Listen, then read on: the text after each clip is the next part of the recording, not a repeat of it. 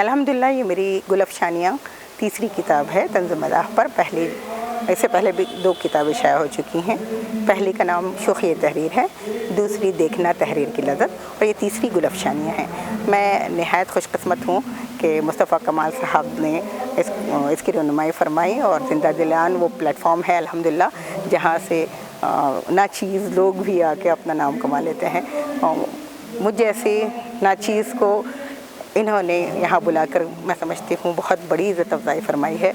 اور مصطفیٰ کمال صاحب تو وہ شخصیت ہیں جن کا نام بڑے بڑے سرما ادب و احترام سے لیتے ہیں، اور زندہ دلان وہ پلیٹ فارم ہے ماشاءاللہ جہاں پہ بلند پایا شعراء و کرام آئے ہیں اور جنہوں نے اس سے فیض حاصل کیا ہے۔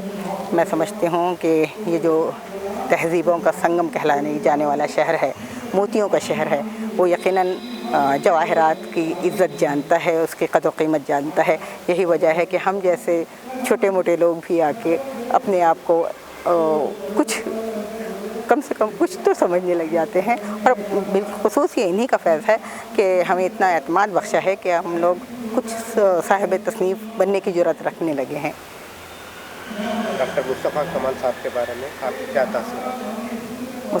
مصطفیٰ کمال صاحب وہ عظیم شخصیت ہیں جن کے پاس بڑے بڑے ادب کے سرما جن کے سامنے آ کے سر جھکاتے ہیں۔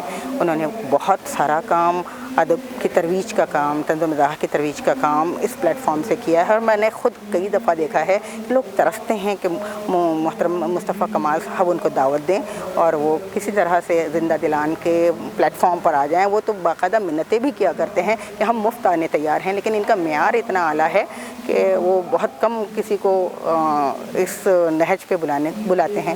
تو میں اپنے آپ کو بہت زیادہ خوش قسمت سمجھتی ہوں کہ میں یہاں چوتھی دفعہ آ رہی ہوں، اور یقیناً وہ کم سے کم لوگوں کو بھی وہ ایک اتنا اعتماد بخش دیتے ہیں کہ اس خود اعتمادی کی بنا پر ہم کچھ نہ کچھ اپنے قلم کو تحریک دینے کی فکر کرتے ہیں، اور سمجھتے ہیں کہ ہم بھی اگر لکھیں تو شاید لوگوں تک ہماری بات پہنچ جائے۔